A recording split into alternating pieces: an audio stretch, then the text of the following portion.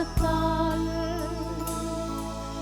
ஜெயித்ததையும் இழந்ததையும் இரட்டிப்பாக நான் நினைப்பதற்கும் வேண்டுவதற்கும் மேலாய் மேலாய் நன்மை செய்வார்.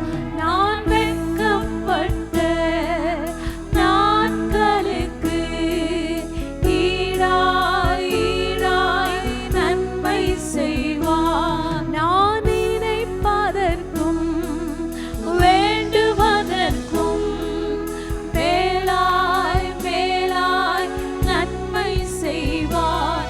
நான் வெட்கப்பட்ட நாட்களுக்கு ஈடாய் ஈடாய் நன்மை செய்வார். பரிபூர்ண ஜீவன் நீ பராக்கிரமமே ஜோதிகளின் பிதாவே மனம் இறங்கும். பரிபூர்ண ஜீவன் நீ பராக்கிரமமே ஜோதிகளின் பிதாவே மனம் இறங்கும். இதுவரை நன்மை செய்தவர் இனிமேலாய் தீமை செய்வார். இதுவரை நன்மை செய்தவர் இனிமேலாய் தீமை செய்வார். நமக்காக யுத்தங்களை செய்பவர் சேனைகளின் தேவனவன் தோற்றதே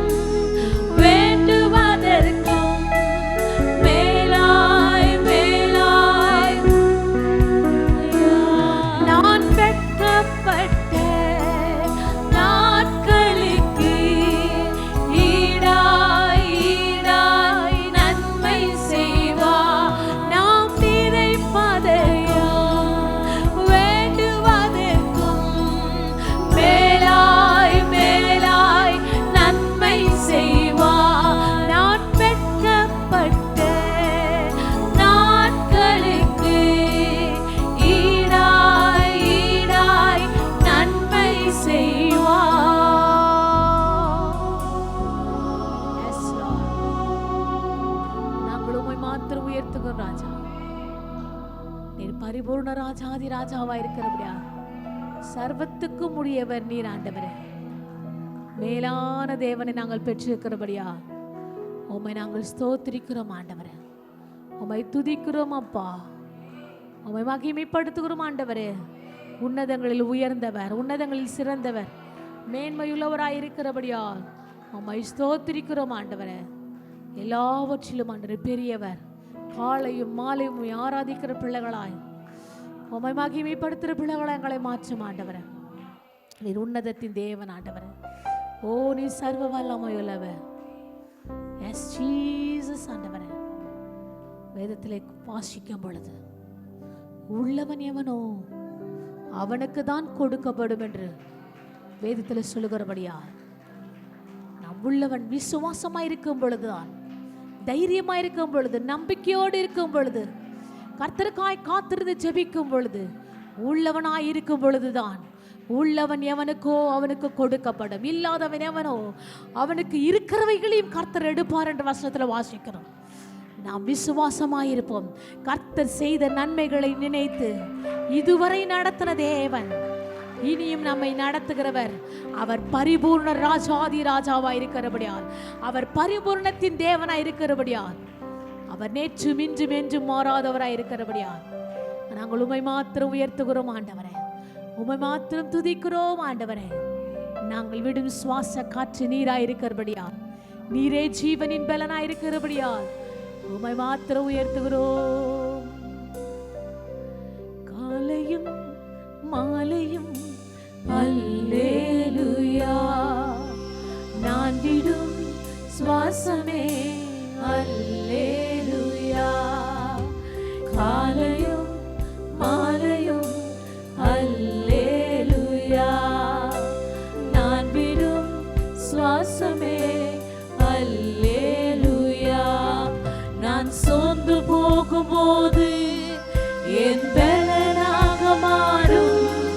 நான் சொற்களற்ற நேரம் என் ஆத்துமாவும் பாடும் அல்லேலூயா,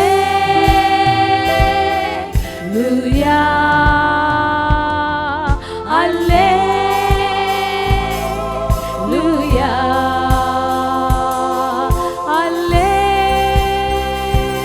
அல்லேலூயா,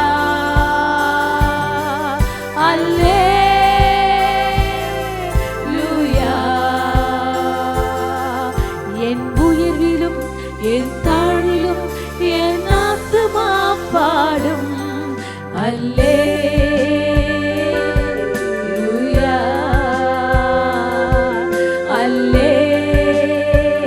அல்லேலூயா.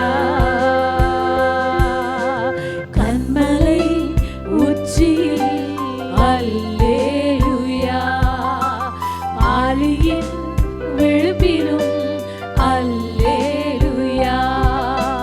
கண்மலை உச்சியில் அல்லேலூயா, ஆழியின் விழுப்பிலும் அல்லேலூயா.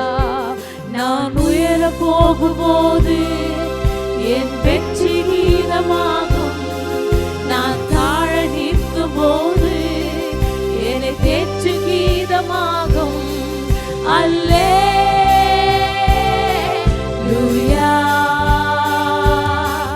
அல்லேலூயா,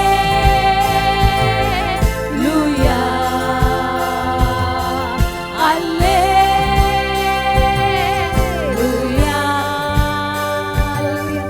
அல்லேலூயா.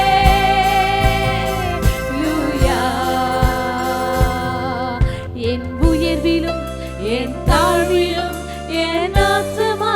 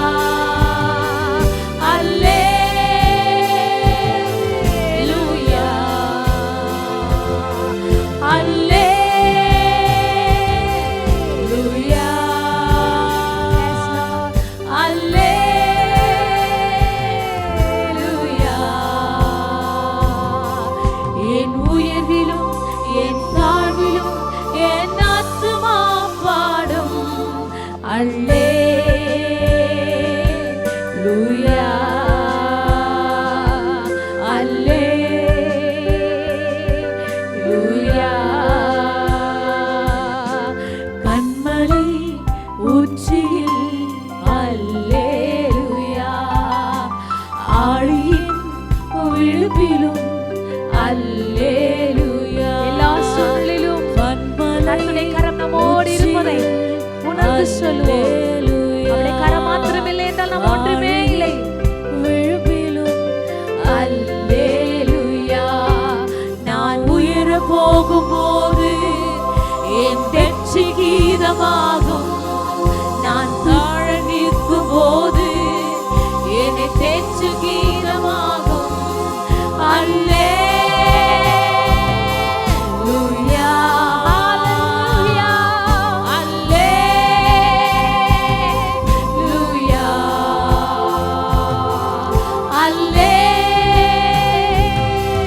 அல்லேலூயா.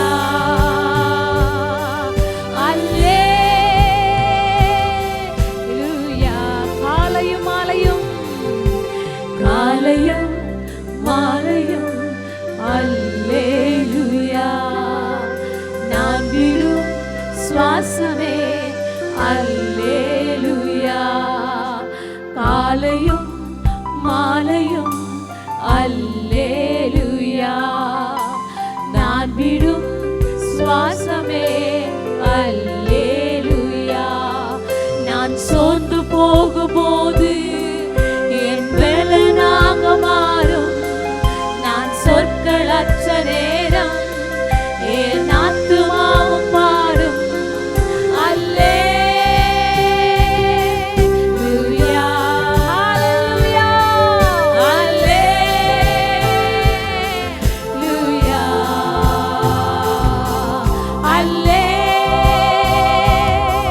அல்லேலூயா.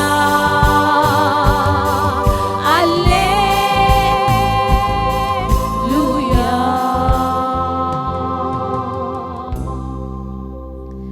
என் உயர்விலும் என் தாழ்விலும் என் ஆத்துமா பாடும். அல்லேலூயா.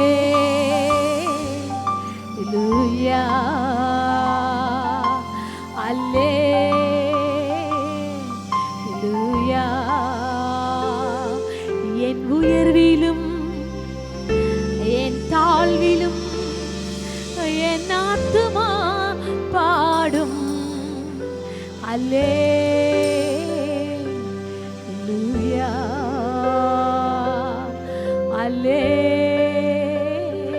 அல்லேலூயா. சத்துரு சிரிக்கையில் அல்லேலூயா. ஏளனம் செய்கையில் அல்லேலூயா. சத்துரு ஓ அல்லேலூயா. அவருடைய கரம் மாத்திரம் நம்மோடு இல்லை என்றார்.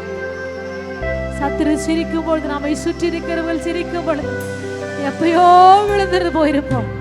கர்த்தருடைய அநாதி சிநேகத்தின் கிருபை கிருபை கிருபை. ஓ மக்கு ஸ்தோத்திரம் ஆண்டவரே. சத்துரு சிரிக்கையில் அல்லேலூயா. ஏளனம் செய்கையில் அல்லேலூயா. என் எதிரி பெருக பெருக என் பந்தி அளவு பெருகும். நான் துதித்து பாடும்போது சிறைச்சாலை கதவு திறக்கும். அல்லேலூயா.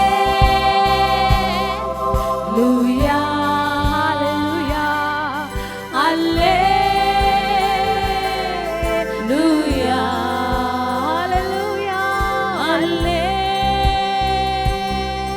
அல்லேலூயா. அல்லேலூயா.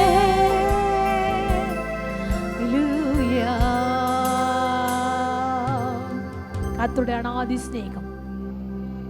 அவர் நம் துன்பத்தில் இருக்க வேண்டும் என்று, பாடுகளோடு நிந்தனைகளோடு அவமானத்தோடு இருக்க வேண்டும் என்று கர்த்தர் ஒரு நாளும் ஒரு காலம் நம்மை அழைக்கவே இல்லை. அழைத்த தேவன் உண்மையுள்ளவர். எல்லா நெருக்கத்தையும் மாற்றவும், எல்லா சூழ்நிலையும் மாற்றவும் நம்மை விடுதலையோடு வெற்றியோடு ஆசீர்வாதத்தோடு இருக்கதான் அழைத்த தேவன் உண்மையுள்ளவர்.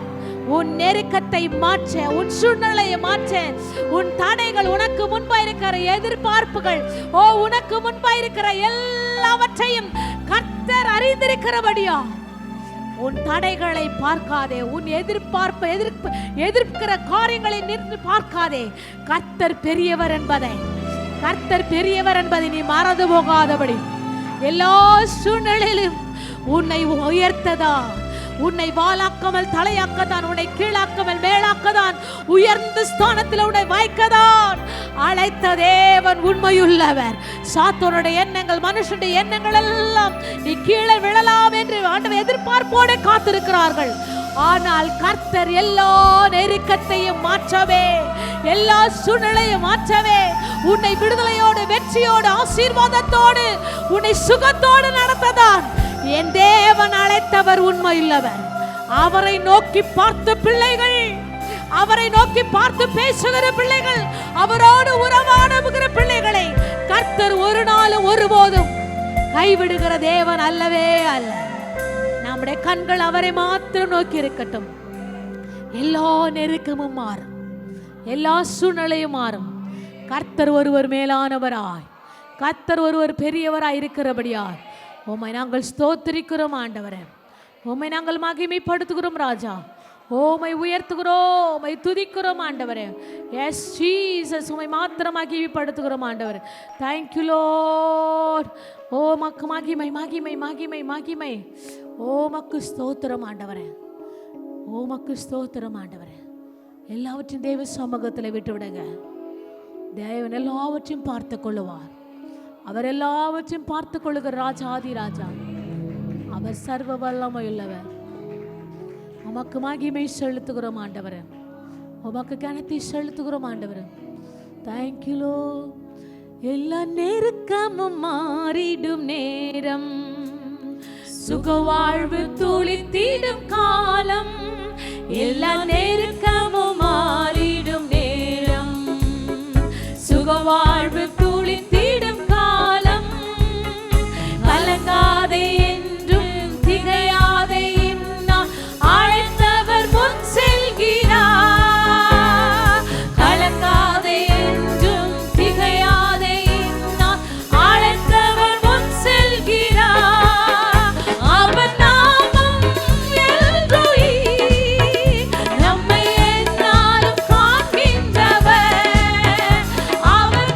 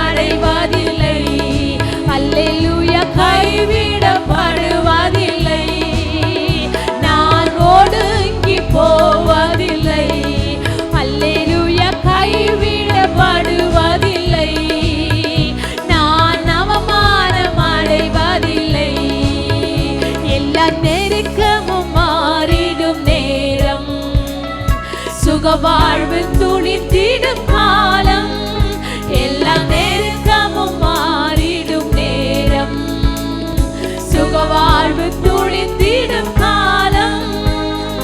கலங்காதே என்று திகையாதே, நான் அழைத்தவர் முன் செல்கிறார். கலங்காதே என்று திகையாதே, நான் அழைத்தவர் முன் செல்கிறார். அவர் நாமம் எல்ரோயி, நம்மை எந்நாளும் காக்கின்ற, ஓ ஹalleluya, எல்ரோயி, நம்மை எந்நாளும் காக்கின்றவர், கைவிடப்படுவதில்லை, நீ ஒடுங்கி போவதில்லை. அல்லேலூயா, கைவிடப்படுவதில்லை, நீ அவமானம் அடைவதில்லை. எல்லாரும் விசுவாசமாய் சொல்லுங்க, கைவிடப்படுவதில்லை, நான் ஒடுங்கி போவதில்லை, நான் ஒடுங்கி போவதில்லை. அல்லேலூயா, கைவிடப்படுவதில்லை, நான் அவமானம் அடைவதில்லை, அவமானம் அடைவதில்லை. அல்லேலூயா, கைவிடப்படுவதில்லை, நான் ஒடுங்கி போவதில்லை. அல்லேலூயா, கைவிடப்படுவதில்லை, நான் அவமானம் அடைவதில்லை. எப்பக்கம் நெருக்கப்பட்டும் சோர்ந்து நீ போய்விடாதே.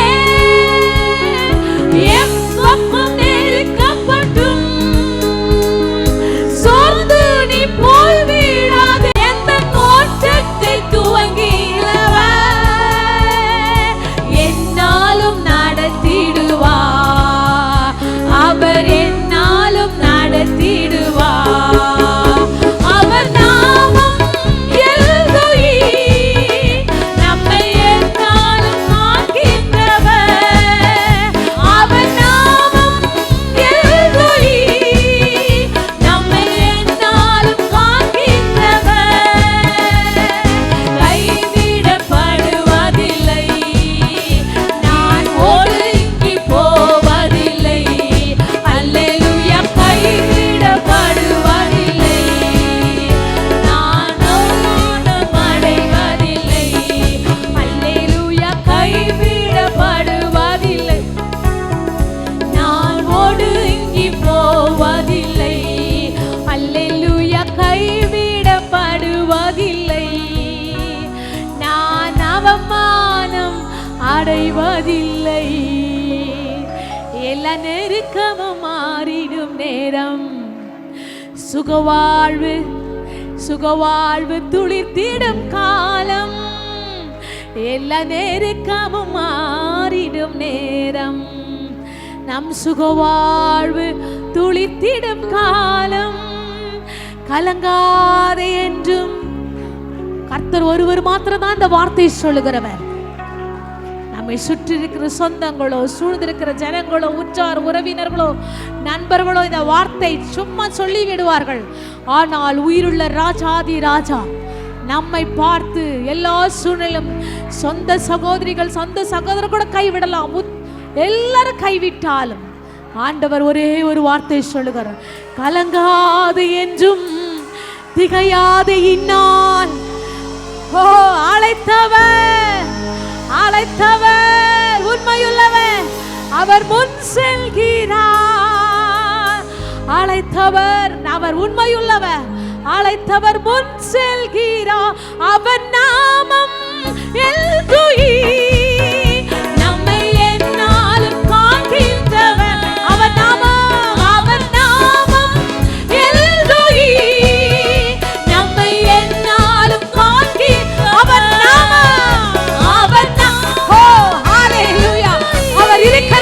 இருக்கிறவர், அவர் ஒருவர் மாத்திரம்தான் இருந்தவர், இப்போது நம்மோடு இருக்கிறவர், நம்மோடு அசைவாடுகிறவர், அவர் வர போகிறவர். ஹalleluya, அவர் நம்மை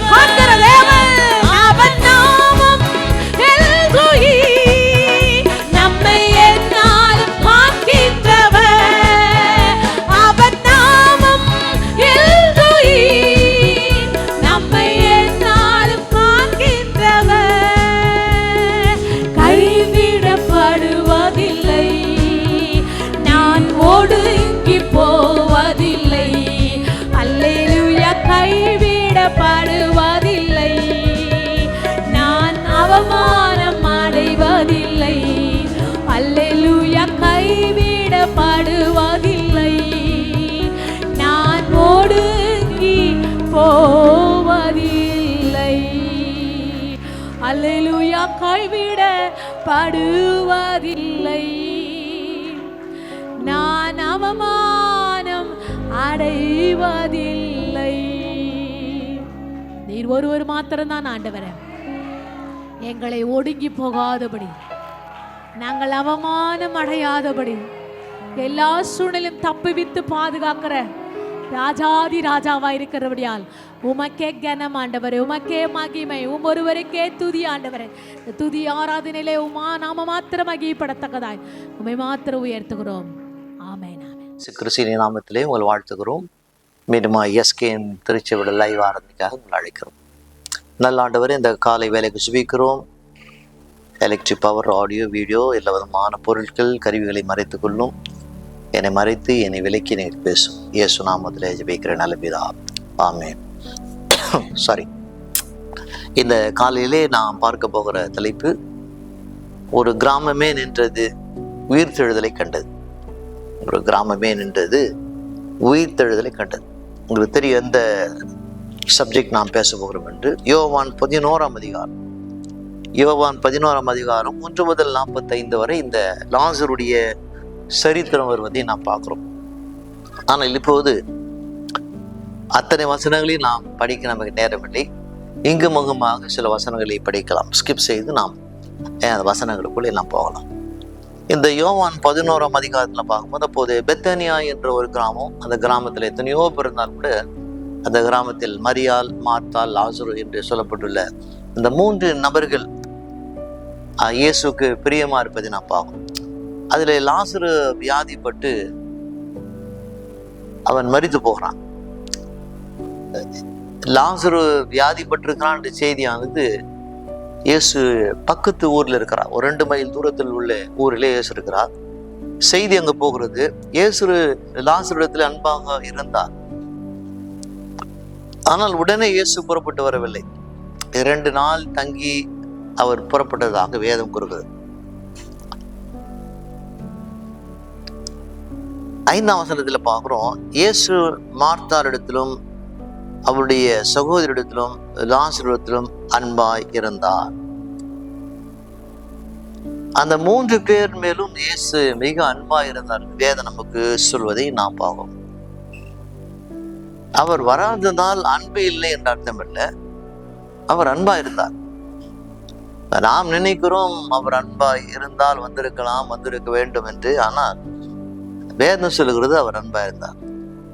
அவர் தாமதித்தாலும் நன்மை செய்கிறவராய் இருக்கிறார் என்று வேதத்திலே நாம் படிக்கிறோம். சில நேரத்தில் நம்முடைய வாழ்க்கைக்குள்ள தாமதங்கள் ஏற்படுவதை பார்க்கும்.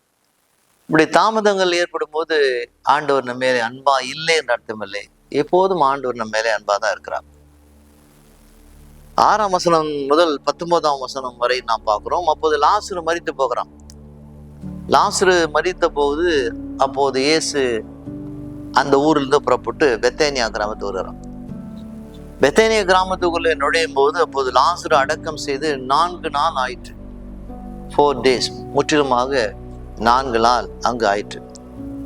இயேசு அந்த கிராமத்துக்குள்ளே நுழைகிறார். இயேசு வருகிற செய்தி எப்படியோ மார்த்தாள் மரியாள் வீட்டுக்கு செய்தி அங்கு போனது. விரைவாக செய்தி அங்கு போனது. இந்த செய்தி போன உடனே 20ஆம் வசனத்துக்கு நான் வரலாம். இயேசு வருகிறார் என்று மார்த்தாள் கேள்விப்பட்ட போது அவருக்கு எதிர்கொண்டு போனால் மரியாளோ வீட்டிலே உட்கார்ந்துருக்கான். 2 பேரும் செய்தி கேட்கிறாங்க. ஆனால் மார்த்தாள் கேள்விப்பட்ட உடனே இயேசுவை நோக்கி ஓடி விடுகிறார். மரியாள் வீட்டில் உட்கார்ந்ததாக வேதனைக்கு போதிக்கிறது. ஆண்டவரை தேடி வருகிற ஒரு நபரை நாம் பார்க்கிறோம். அங்கு காத்திருக்கிற ஒரு மகளை நாம் அங்க பார்க்கிறோம். 21ஆம் வசனம், மார்த்தாள் இயேசுவிடத்துல வந்து, ஆண்டவரே, நீர் இங்கே இருந்திருந்தீரானால் என் சகோதரன் மரிக்க மாட்டான் என்றார். மார்த்தாள் இயேசுடத்துல வந்து பார்த்த உடனே சொன்ன முதல் வார்த்தை, ஆண்டவரே, நீர் இங்கே இருந்திருந்தால் என் சகோதரன் மரிக்க மாட்டான், நிச்சயமாக அந்த வியாதியிலிருந்து அவனுக்கு குணம் கிடைத்திருக்கும் என்று இயேசுடத்திலே பேசுவதை நாம் பார்க்கிறோம். இயேசுவும் மார்த்தாலும் பேசி கொண்டிருக்கிறாங்க, ஒரு உரையாடல். இயேசுக்கு பின்னால ஒரு சீசர்லாம் வந்து கொண்டிருக்கிறாங்க. கிராமத்துக்குள்ளே நுழையும் போது ஒரு கூட்டமான ஜனங்கள் இருக்கிறாங்க.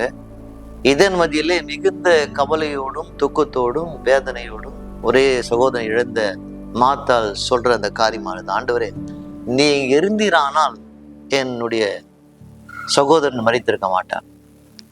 சில நேரத்துல நாம் நினைக்கிற காரியம் அப்படித்தான், ஆண்டவர் இருந்திருந்தால் இது நடந்திருக்காது. ஆனால் வேதத்துல சில காரியங்கள் நாம் பார்க்கும்போது நமக்கு புரியாத சில காரியங்கள் இருக்கிறதே நாம பார்க்கிறோம். 28ஆம் வசனம் நமக்கு சொல்லுகிறது, இவைகளை சொன்ன பின்பு அவள் போய் தன் சகோதரியாக மரியாதை ரகசியமாய் அழைத்து, போதர் வந்திருக்கிறார், உன்னை அழைக்கிறார் என்றார். அப்போது இந்த மார்த்தாள் ஓடி தன் சகோதரி மரியாதை ரகசியமாய் அழைத்து என்ன சொல்றார்? போதகர் வந்திருக்கிறார், உன்னை அழைக்கிறார்.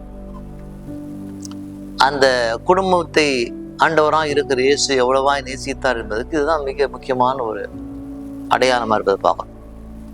மரியாள் எப்படி இருக்கிறா என்று தேவன் கேட்கிறார். ரகசியமாய் அவளை அழைத்தார். சில நேரத்தில் சில காரியங்கள் தேவன் கூட ரகசியமா வைத்திருக்கிறார். சில நேரத்தில் சில காரியங்களை நாமும் கூட நாம் ரகசியமாய் தான் வைக்க வேண்டும். அநேகருக்கு எதையும் ரகசியமாய் வைக்க தெரியாது. ஆனால் கர்த்தர் சொல்கிறதை செய்யும் ஆச்சரியங்களை நாம் ரகசியமாய் நாம் வைத்தால்தான் இந்த உலகத்திலே நாம் தப்பித்து வாழ முடியும் என்று பல இடத்துல நாம் பார்க்கிறோம். சரி, இப்படியாக இந்த சரித்திரம் போய் கொண்டிருக்கிறது. அங்கே உரையாடலை நாம் பார்க்கிறோம். அப்போது மரியாளோடு கூட இயேசு பேசுறார். பேசும்போது சில விதமான காரியங்களை சொல்றார். ஆண்டவரே, ஏசு சொல்றார், நானே உயிர் தேடும் ஜீவமா இருக்கேன்ட்டு. மரியாள் சொல்ற, ஆமாண்டவரே, நீர் தெரியும் கடைசி நாட்களில் உயிர் தேடுதல் வரும்போது அப்போது என் சகோதரன் உயிர் தேடுவான் என்று மரியாள் சொல்றதை பார்க்கிறோம். பிறகு 32ஆம் வசனத்துக்கு நான் வரலாம். இயேசு இருந்த இடத்தில் மரியாள் வந்து அவரை கண்டவுடனே அவர் பாதத்தில் விழுந்த, ஆண்டவரே, நீர் இங்கே இருந்திருந்தால் சகோதரன் மரிக்க மாட்டான் என்றான். மார்த்தாள் என்ன சொன்னாலோ அதே காரியங்களை மீண்டும் மரியாள் சொல்றான். இயேசு இருந்த இடத்தில் மரியாள் வந்து அவரை கண்டு அவர் பாதத்தில் விழுந்து, ஆண்டவரே, நீ இங்கே இருந்திருந்தால் என் சகோதரன் மரிக்க மாட்டான். ரெண்டு பேருக்கும் இருக்கிற ஒரே காரியமானது, அவர் இருந்திருந்தால் இது நடந்திருக்காது என்ற காரியம் தான். நம்முடைய வாழ்க்கையிலே ஆண்டவரோடு தான் நடக்கிறோம், தேவனோடு கூட பழகுறோம். மாணவர்கள் சில துக்கமான நிகழ்ச்சிகள், துயரமான நிகழ்ச்சிகள், வேதனைமான நிகழ்ச்சிகள், நாம் நேசிக்கிற ஒருவர் நம்மை விட்டு, நம் குடும்பத்தை விட்டு மரிக்கும் போது மிகுந்த நாம் வேதனைப்படுகிறோம். ஆண்டவர் இருந்திருந்தால் எல்லாம் நடந்திருக்குமா? ஆனால் சில காரியங்களுக்கு, சில நிகழ்வுகளுக்கு நாம் புரிந்து கொள்ள முடியாது தான் இந்த சரித்திரம் சொல்வது வாசிக்கிறோம். அப்போது இயேசு என்ன சொல்றார்? அப்போது அந்த லாசர் வைத்திருக்கிற அந்த கல்லறைக்கு வாசலில் ஒரு பெரிய ஒரு கல் வைத்திருக்கிறது. இயேசு சொல்றார், 39ஆம் வசனம், இயேசு கல்லை எடுத்து போடுங்கள் என்றார். மரித்தோட சகோதரியாகிய மார்த்தாள் அவரை நோக்கி, ஆண்டவரை, இப்போது 4 நாள் ஆயிற்று என்றார். ஆண்டு சொல்றார், ரிமூவ் த ஸ்டோன், கல்லை எடுத்து போடுங்கள். ஆங்கிலத்தில் அகற்றுங்கள், எடுத்து போடு. அவர் அந்த கல்லை எடுத்து போடுங்கள் என்று அங்கு மரியாளுக்கு அவர் இருக்கிறார், அங்கு கட்டளை கொடுக்கிறார். இயேசுவே அந்த கல் அகன்று போய் என்று சொல்லியிருந்தால் அந்த கல் தானாக உருண்டு கொஞ்சம் தூரம் போய் நின்று இருக்கிறோம். காற்றையும் அதட்டினவர், கடலை அமைதிப்படுத்தினவர் ஒரு வார்த்தை சொல்லியிருப்பாரானால் அந்த கல் கொஞ்சம் தூரம் அந்த வாசலை விட்டு விலகி போயிருக்கும். அவர் அகன்று போய் என்று சொல்லியிருந்தால் கல் தானா உருண்டு போயிருக்கும். ஆனால் என்ன சொல்றா? எடுத்து போடுங்க. சில காரியங்களை நீங்கள் தான் செய்யணும், நாம் தான் செய்யணும். எல்லாவற்றையும் ஆண்டு செய்ய மாட்டார். சில காரியங்களை நாம் தான் செய்யணும். நாம் தான் ஜெபம் பண்ணணும், நாம் தான் பைபிள் வாசிக்கணும், நாம் தான் பாடணும், நாம் தான் ஆண்டவரை தேடி வரணும், திருச்சபைக்கு வரணும். அவர் சொல்வதை கேட்டு சொன்னதை செய்தால்தான் உங்கள் வாழ்க்கையில் அற்புதங்கள் நடக்கும் என்பதை நாம் புரிந்து கொள்ள வேண்டும். உங்கள் வாழ்க்கையில் அகற்றப்பட வேண்டிய காரியங்களை நீங்கள் அகற்ற வேண்டும். எப்படி அந்த கல் அங்கு அகற்றப்பட வேண்டிய சூழ்நிலை இருந்ததோ, அதே போல உங்கள் வாழ்க்கையில அகற்ற வேண்டிய காரியங்களை அகற்றினால்தான் அப்போது அற்புதம். அப்போதான் நீங்கள் தேவனோடு கூட நெருக்கமா இருக்கலாம்.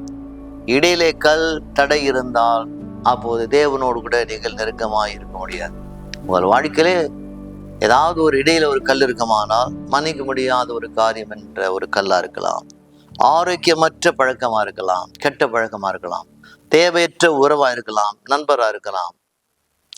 இந்த கல்லை எடுத்து போடுகிற அந்த பொறுப்பு மார்த்தாளுக்கு கொடுக்கப்பட்டது என்று அதை நாம் பார்க்கிறோம்.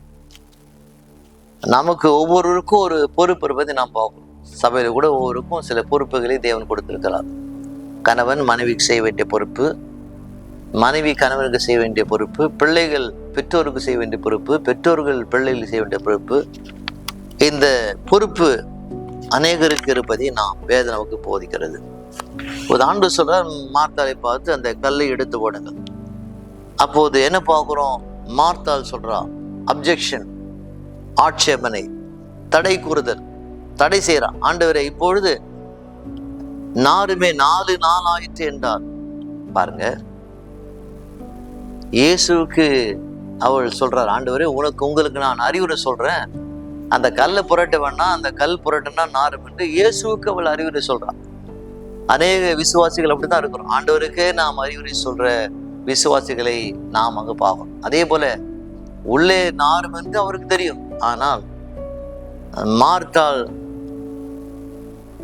இயேசுக்கு சொல்ற, ஆண்டவரே அந்த கல்லை புரட்டினால் உள்ளே நாரும் என்று.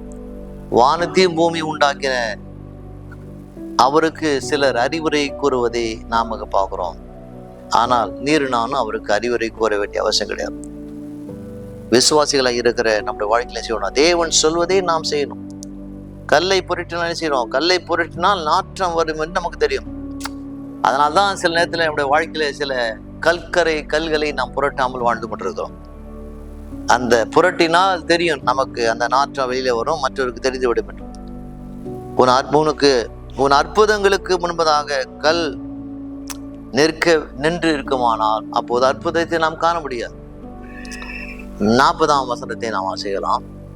இயேசு அவளை நோக்கி, நீ விசுவாசித்தால் தேவனுடைய மகிமையை காண்பாய் என்று நான் உனக்கு சொல்லவில்லையா என்றார். தேவனுடைய மகிமையை நீ காண வேண்டுமானால் கல் புரட்டப்பட வேண்டும். கல் புரட்டினால் தான் தேவனுடைய மகிமையை நீ காணலாம்.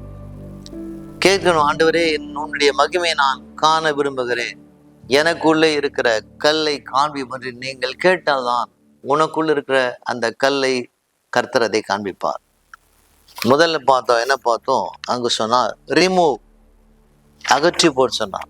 இப்ப 2வது இங்க பார்க்கிறோம் ரெஸ்பாண்ட், பதில் அளிக்கிற காரியங்களை பார்க்கிறோம். 43ஆம் வசனம், இவைகளை சொன்ன பிறகு லாசருவே வெளியிலே வா என்று உரத்த சத்தமாய் கூப்பிட்டார்.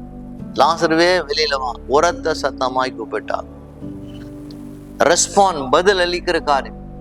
இயேசுடைய வார்த்தை கேட்டு உள்ளே 4 நாட்கள் மரித்திருக்கிற அந்த லாசர் என்ன செய்யணும்? அவன் பதில் அளிக்க வேணும். இயேசுடைய வார்த்தை கேட்ட உடனே 4 நாட்கள் ஓடாத இருந்த லாசருடைய இருதயம் இப்போது துடிக்க ஆரம்பிக்கிறது. ரத்தம் இருதயத்திலிருந்து உடல் முழுதுமாய் ஓட ஆரம்பிக்கிறது. இப்போது மூளை வேலை செய்ய ஆரம்பிக்கிறது. தகவல்கள் உடல் முழுதுமாக செல்கிறது. ஆனால் லாசர் என்ன செய்கிறான்? லாசருவை சுற்றி துணி கட்டப்பட்டிருந்தது. அடக்கம் செய்யும் போது பேசுவாங்க, 1ஆம் நூற்றாண்டுல ஒரு துணினாலை சுற்றி அந்த கல்லறைக்குள்ளே பிணத்தை வைப்பாங்க. 4 நாள் உறைந்து போயிருக்கிறான் உள்ள, குளிர். இப்ப லாசர் யோசிக்கிறான், நான் செத்துட்டேன்னா இல்ல உயிரை இருக்கிறேன்னா, என்னுடைய பேரை யாரும் கூப்பிடுகிறார்கள் என்று அப்போது லாசர் சிந்திக்கிறான்.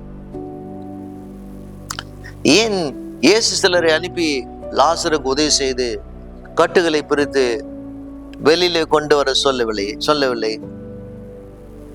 அப்படி செய்திருந்தால் சரியாதான் இருந்திருக்கும், அவனுக்கு கொஞ்சம் உதவி செய்திருக்கலாம். ஆனால் இயேசு சொல்றார், லாசருவே வெளியில வா. சில ஜனங்கள் எப்போதும் உதவிக்காக காத்திருக்கிற ஜனங்களை நாம் பார்க்கணும். ஏன் சொல்றார் வெளியே வா. சிலர் எப்போதும் படுத்துக்கொண்டு தூங்கி கொண்டு காத்து கொண்டு இருக்கிற ஜனங்களை பாவம். சில நேரத்தில் நீங்கள் எழுந்திருக்க வேண்டும். நாம எழுந்து சில காரியங்களை செய்தால்தான் அப்போது தாமாக நமக்கு நன்மை நமக்கு தேடி வரும். தேவன் உனக்கு ஏதாவது செய்ய சொல்லி இருக்கிறாரா, அதை செய்யாமல் நாம் இருப்போமானால் அது பதிலாக நாம் செய்யணும். இப்போது இயேசு உனக்கு சொன்னதே நீ இன்னும் செய்யாமல் இருப்பாயானால் இன்னும் மேன்மேலும் இயேசுவிடத்திலே நாம் கேட்பதனால் என்ன பயன் என்பதை நாம் புரிந்து கொள்ள வேண்டும். நாம் எல்லோரும் தவறு செய்கிற ஜனங்கள் தான். ஆனால் கூட ஆண்டவராய் இருக்கிற இயேசுவை சொன்னதை செய்கிற பிள்ளையாய் நாம் இருக்க வேண்டும். 44ஆம் வசனத்தை வாசிக்கிறோம். இப்போது ரிலீஸ், விடுதலை. அப்போது மரித்தவன் வெளியே வந்தான். அவன் கால்களும் கைகளும் பிரேத சிலையினாலே கட்டப்பட்டிருந்தது. அவன் முகமும் சிலையினாலே சுற்றப்பட்டிருந்தது. இயேசு அவர்களை நோக்கி, இவனை கட்டவிழ்த்து விடுங்கள் என்றார். இப்போது பாருங்க, இவனை கட்டவிழ்த்து விடுங்கள் என்று சொல்றார். ஆங்கில பைபிள் வாசிக்கிறோம், take off the grave clothes, கல்லறை ஆடைகளை கழற்றி போடுங்கள் என்று அப்போது ஆண்டவர் சொல்றார். இப்போது இயேசு சிலரை அவனுக்கு லாசருக்கு உதவி செய்யும்படியாக அவனுடைய விடுதலை பங்கேற்க சிலரை அனுப்புகிறார். முற்றிலும் துணியினாலே கட்டப்பட்டிருக்கிறான். ஆனால் இங்கே சொல்றார், அவனுடைய கட்டுகளை அவிழ்த்து விடுங்க. அநேகர் விடுதலை பெற்றிருக்கிறாங்க. ஆனால் இன்னும் கல்லறை துணியோடு கூட நடந்து கொண்டிருக்கிற ஜனங்களை நாம் பார்க்கிறோம். இந்த கல்லறை துணி அவன் இந்த லாசரு மேலிருந்து அகற்றி எப்படி ஒரு சிலர் அங்கு போனார்களோ, திருச்சபை அதுதான் இருக்குது. திருச்சபை என்பது உன்னுடைய கல்லறை துணிகளை எடுத்து போட்டு உதவி செய்வதற்காக திருச்சபை உனக்காக ஜெபிக்கவும், உனக்கு ஆலோசனை சொல்லவும், நல் வழி நடத்தவும், உன்னை பலப்படுத்தவும், விசுவாசத்தில் கொண்டு வரவும் திருச்சபை இருக்கிறதை நாம் மறந்து போகக்கூடாது. அடுத்த வசனம் 45ஆம் வசனத்தை நாம் பார்க்கலாம். அப்போது மரியாடத்திலே வந்திருந்த இயேசு செய்தவனை கண்டவர்கள் யூதர்கள் அநேகரிடத்திலே விசுவாசம் உள்ளவனானார்கள். அப்போது மரியாளிடத்திலே வந்திருந்து இயேசு செய்தவளை இயேசு செய்தவைகளை கண்டவர்களாகிய யூதர்கள் அநேகர் அவரிடத்தில் விசுவாசம் உள்ளவனானார்கள். இப்போது என்ன பார்க்கிறோம்? ஒரு வெளிப்பாடை பார்க்கிறோம். இப்போது இங்கு லாசரு அங்கு உயிர்த்தெழுந்த வெளியே வரலாம். நாம் விடுதலை பெற்றதை மற்றொருக்கு சொல்லணும். ஆண்டவராய் இருக்கிற இயேசு எப்படி நம்முடைய வாழ்க்கையில விடுதலை பெற்றார் என்று, என்ன அற்புதம் செய்தார், எப்படி நம்மை உயர்த்தினார், எப்படிலாம் நம்மை நடத்தினார் என்று மற்றொருக்கு சொல்ற மகளாய் இருக்க வேண்டும் என்று வேதம் நமக்கு போதிக்கிறது. இப்போது லாசருடைய சரித்திரத்தை பார்க்கும்போது சில காரியங்களை நாம் செய்யணும், சில காரியங்களை தேவன் செய்வார். நாம் செய்ய வேண்டியதை நாம் செய்தால்தான் தேவன் செய்ய வேண்டியதை நாம் செய்வார். இப்போது ஒரு கிராமமே நின்று பார்க்கிறது. ஒருத்தர் மரித்தவன் இப்போது உயிர் தெழுத வருவதை பார்க்கிறோம். புதிய ஏற்பாட்டிலே மிக முக்கியமான ஒரு அதிகாரம் தான் இந்த யோவான் 11ஆம் அதிகாரம்.